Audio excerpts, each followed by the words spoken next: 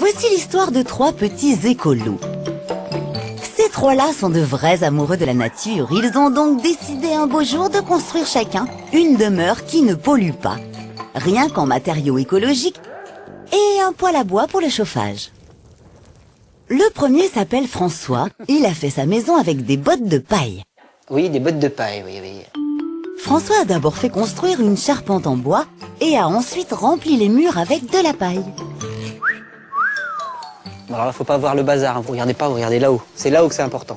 Donc voilà, là on a encore de la paille qui est apparente. On voit bien les ossatures bois et les structures. Et entre ces ossatures, on est venu poser des bottes de paille. Ce sont des bottes de paille empilées les unes sur les autres. Ça, c'est l'élément qui fait à la fois le remplissage du mur et l'isolant de la maison. Et par-dessus, on a appliqué 2 couches de terre, une première à la main directement et une seconde appliquée à la taloche, donc avec une simple taloche basique, qui reprend un petit peu les imperfections du mur pour avoir un mur qui est à peu près droit. Même si les murs de paille ne sont qu'à peu près droits, ils isolent parfaitement du froid. Et la terre qui recouvre tout l'édifice a la propriété de garder la chaleur. Donc le sol est un sol en terre crue, passé sur 2 couches. Alors c'est un sol qui est très chaud, très chaleureux, et des tomètes qui ont été mises dans le sol ou sous le poêle même pour capter la chaleur. Le poêle à bois trône au milieu du salon. Ce poêle chauffe en lui-même toute la maison et la chaleur monte à l'étage par la trémie d'escalier. Et pour y vivre tous les jours, on n'a pas du tout froid en allant se coucher le soir. Tout ça grâce à la conception de la maison et les matériaux utilisés au sol et sur les murs qui sont des matériaux qui captent la chaleur. François a trouvé ainsi le moyen d'économiser l'énergie. Il a aussi une astuce pour économiser l'eau des toilettes sèches. On dépose ce qu'on a à y déposer à l'intérieur et on recouvre de sciure de bois. On économise entre 12 et 15 mètres cubes d'eau par an et par personne. D'eau potable. Je ne peux rien dire de plus là. Alors le seau, c'est ça. Il est plein de caca, un seau plein de caca. On le montre pas aux voisins. Tout ce qui sort des toilettes est déposé ici. Dans les toilettes, il n'y a aucune odeur. Et au compost, il n'y a pas d'odeur de matière fécale non plus. Ce compost sert ensuite d'engrais pour le jardin. Et les eaux usées qui proviennent de la salle de bain et de la cuisine arrivent dans ce curieux système de bassin. Et les racines des plantes qui sont dans les bacs éliminent les matières nocives de ces eaux pour rendre l'eau propre à être remise dans la nature. Voilà pour la maison en paille. Notre deuxième petite écolo s'appelle Sylvie. Autour de son poêle, elle a bâti une maison en bois.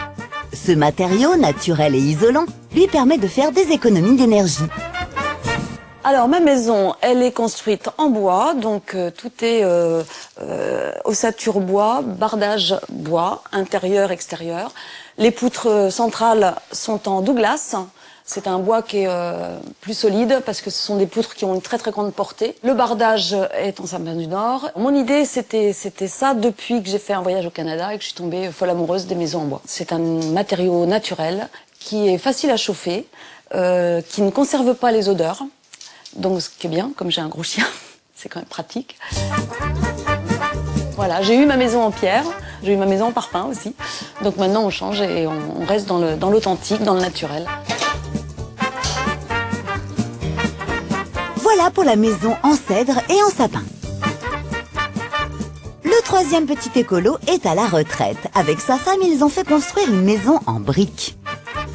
J'ai fait la maison en briques, effectivement, hein, mais c'est une brique spéciale de 37,5 cm d'épaisseur. Ce sont des briques de grande dimension, munies de multitude de petites alvéoles qui permettent la circulation de l'air à l'intérieur. Il n'y a pas d'isolation.